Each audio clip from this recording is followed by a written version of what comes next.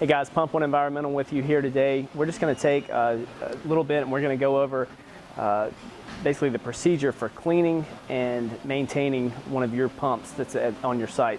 So first thing we want to do before we get started, before we even start tearing down anything, we want to go over a couple different hazards that are potential. So one, we're going to be working with some chemical-based hazards, and then two, we're going to be dealing with some compressed air. So we want to make sure we have eye protection as well as hand protection.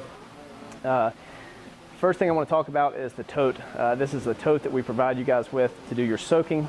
We provide two types of solutions. One is just for a basic cleaning, and then one is for a very harsh cleaning if you have a lot of scaling, that sort of thing. So just refer to our manual, call us, and we can kind of guide you through the different types of solutions and procedures for each one of those solutions.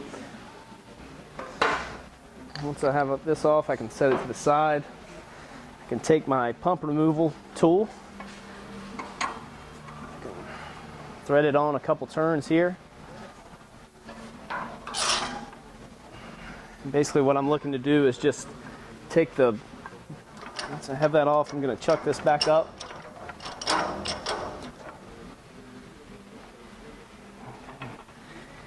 And now I'm just going to kind of take and inspect this pump for any damage or things that might be wrong with it. I can start at the bottom here. This is one of our EP pumps, so we're not going to have an actuator bracket on here. If we did on our XP, I would inspect that, make sure it was positioned properly. Going to come up here to my actuator rod parts. I'm going to inspect my spring for damage. Everything looks good there. Going to inspect my float to make sure everything looks good there. And then next I'm going to actually come up and inspect this rocker. And basically we can start here on a couple different sides of this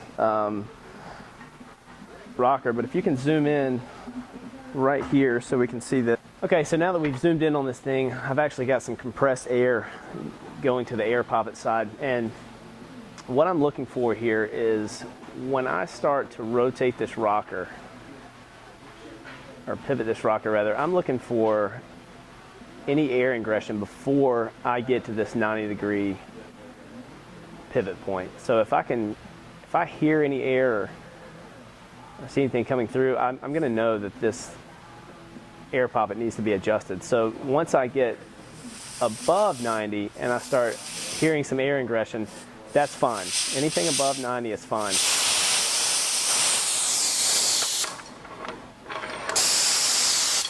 So I can just cycle through a couple times to make sure that everything is pivoting properly. And while we're here, I'm going to look at my counterweight. I'm going to make sure that it hangs freely. And then I can take my compressed air off.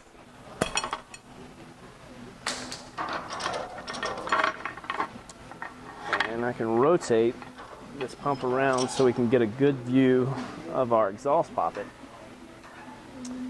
And right here, you can see, like, when you're setting this valve and the actuator rod is just held, the O-rings are just touching the bottom of the head, there's no pressure on it, you should have a little play in this valve.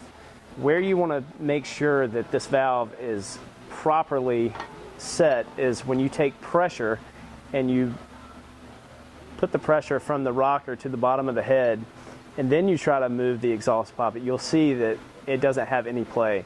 And that's how you know that that is sealed tight and it's set properly. One of the biggest things is people, we set these things and then they think there should be play in here, when in reality, once you put the pressure on, there should be no play in there. So that's very important, that adjustment. So now that we've gone over everything and we've inspected all the internals of the pump, we're ready to talk about the float a little bit and go back in the casing. Okay, so now that we know that our rockers are set correctly and all our internals are functioning correctly, the only other part that you're going to want to do when servicing this pump is just make sure that your trip points are set correctly when testing this pump, before you test the pump, when servicing the pump.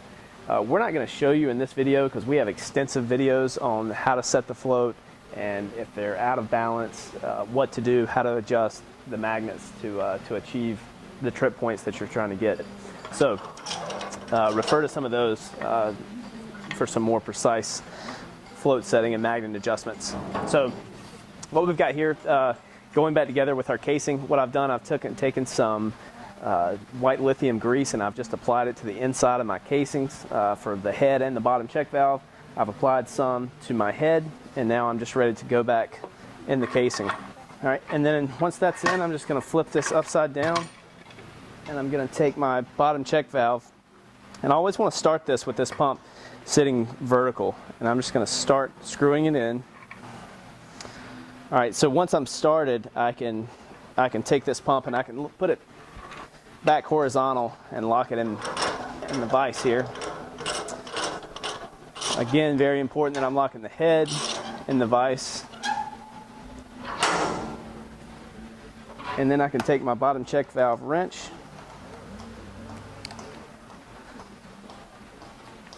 and I can tighten it up.